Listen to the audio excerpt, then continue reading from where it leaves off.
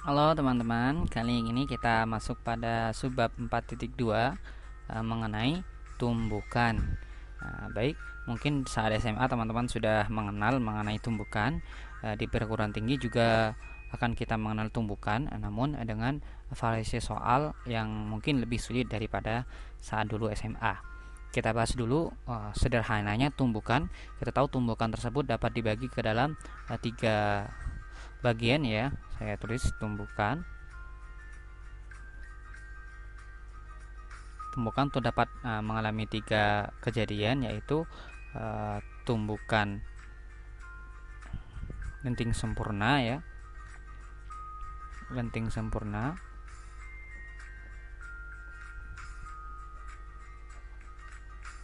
Kemudian tumbukan lenting sebagian.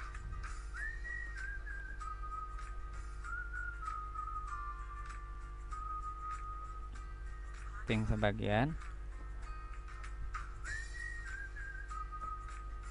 Dan tumbukan tidak lenting ya, tidak lenting. Baik, kita akan bahas satu persatu. Yang pertama kita bahas adalah tumbukan lenting sempurna. Tumbukan lenting sempurna.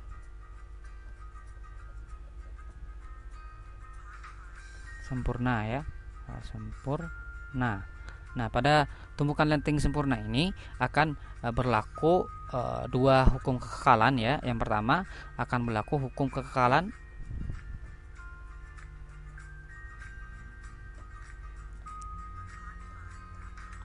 energi kinetik ya. Hukum kekekalan energi kinetik.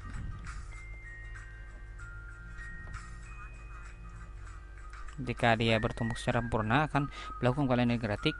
Misalkan ada dua benda yang saling bertumbukan ya, maka di situ akan saya namakan setengah M1V1 kuadrat plus setengah M2V2 kuadrat, itu akan sama dengan setengah M1V1 aksen kuadrat plus setengah M2V2 aksen kuadrat. Kemudian juga akan berlaku hukum kekekalan momentum.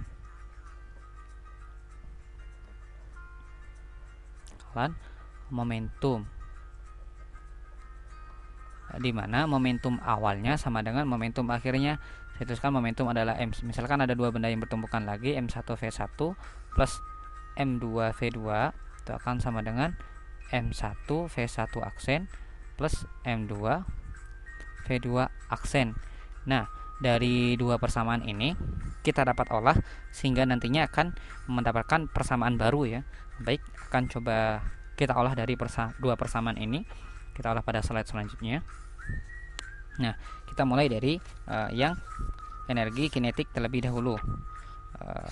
Di mana persamaan energi kinetik tadi setengah mv kuadrat ya. Saya tuliskan kembali di situ bahwasanya di sini adalah setengah mv1 kuadrat tambah dengan setengah mv2 kuadrat sama dengan setengah mv1 aksen kuadrat plus setengah mv2 aksen kuadrat. Nah, setengahnya saling menghilangkan, M1 ya, M2, M1, M2. Nah, kemudian kita kumpulkan M2 dengan M2-nya. Saya masukkan M2 di sini, berarti M2-nya ini setengahnya menghilangkan. Berarti tinggal di sini V2 kuadrat ya, min V2 aksen kuadrat. Kemudian di sini adalah M1 ya, dikalikan dengan V1 aksen kuadrat min V1 kuadrat. Atau di sini dapat saya tuliskan M2 ya. Ini saya jabarkan ya, V2 kuadrat min V2 aksen kuadrat itu akan didapatkan V2 aksen min V2 dikalikan dengan V2 aksen plus V2 ya. Kemudian yang ini saya jabarkan juga M1 menjadi V1 min V1 aksen ya, sama dengan dikalikan dengan V1 plus V1 aksen.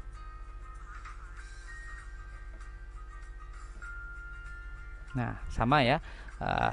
Ini kita anggap persamaan 1. Kemudian dari hukum kekalahan energi hukum kekalahan momentum tadi, yaitu M1 V1 plus M2 V2 kan sama dengan M1 V1 aksen plus M2 V2 aksen. Kita kumpulkan juga M2 nya, M2 sama V2 min V2 aksen ya, per M1 V1 aksen min V1. Ini saya anggap persamaan 2. Baik, coba kita bagi persamaan 1 dengan persamaan 2. Bagi persamaan 1 dan persamaan 2. Persamaan 2. Maka di sini akan saya dapatkan, saya tuliskan terlebih dahulu M2 ya, V2 aksen min V2 ya, kemudian V2 aksen plus V2 ya, M1 V1 min V1 aksen V1 plus V1 aksen. Nah, ini dibagi dengan ini M2 V2 min V2 aksen, terus ya, sama dengan apa, M1 V1 aksen min V1. Nah, dari ini akan ada yang saling menghilangkan ya. Ini akan saling menghilangkan ya, ini akan saling menghilangkan, ini juga akan saling menghilangkan, namun dengan meninggalkan minus ya, sehingga akan kita dapatkan persamaannya, yaitu V2 aksen min V1 itu sama dengan min V2 min V1. Ini V1 aksen ya. Seperti ini. Nah, perbandingan kedua ini biasa kita nyatakan dalam koefisien restitusi ya, yang dimana itu sama dengan V2 aksen min V1 aksen per V1 min V2. Nah, kita dapat tahu di sini bahwasanya nilai perbandingan dari kedua ini sama dengan 1 ya, sehingga untuk lenting sempurna itu koefisien restitusinya adalah 1. Nah, dari hal ini maka dapat kita ambil kesimpulan bahwasanya untuk tumbukan elastik itu kelajuannya saling menjauh relatif setelah tumbukan sama dengan kelajuan saling mendekat relatif sebelum tumbukan. Itu untuk tumbukan lenting sempurna. Kemudian kita masuk pada pembahasan selanjutnya, yaitu tumbukan lenting sebagian ya. Saya tuliskan tumbukan lenting sebagian.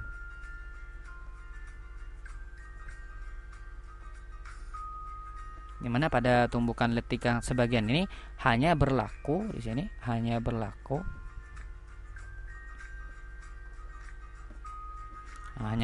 hukum kekekalan momentum saja. Hukum kekekalan momentum. Saya tuliskan maka akan berlaku bahwa momentum awal akan sama dengan momentum akhir. Itu aja yang berlaku. Atau jika ada dua benda yang saling bertumbukan, maka M1 V1 plus M2 V2 itu akan sama dengan M1 V1 aksen plus M2 V2 aksen. Nah, itulah untuk tumbukan lenting sebagian. Nah, lantas bagaimana untuk tumbukan tidak lenting?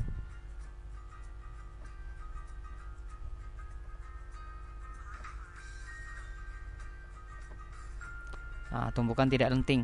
Nah, biasanya pada tumbukan tidak lenting ini berlaku hukum kekekalan momentum, dan kedua benda akan bergerak bersama-sama ketika atau setelah bertumbukan. Di sini juga hanya berlaku kekekalan momentum juga.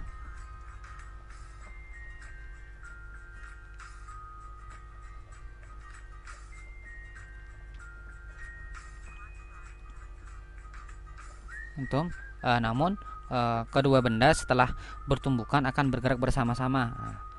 Namun setelah bertumbukan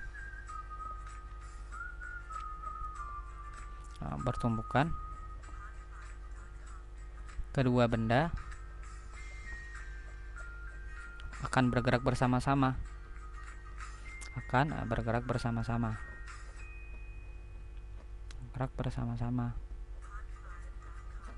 Nah, dari hal ini dapat saya tuliskan bahwa nanti akan berlaku M1V1, awalnya mereka bergerak masing-masing, M2V2, dan akhirnya setelah bertumbukan mereka akan bergerak bersama-sama, M1 plus M2 V aksen, seperti itu. Inilah V aksen, ini adalah kecepatan bersama-sama dari kedua benda tersebut. Itulah konsep dari tumbukan. Nah, dari pertama sampai awal tadi itu kita telah membahas tumbukan dalam 2 dimensi. Lantas nanti kita akan belajar pada soal penerapannya untuk tumbukan pada 3 dimensi ya, yang ada sudut-sudutnya nantinya. Hal tersebut akan lebih didalami dalam latihan soal nantinya. Oke, saya rasa cukup di poin 4.2 ini tentang tumbukan.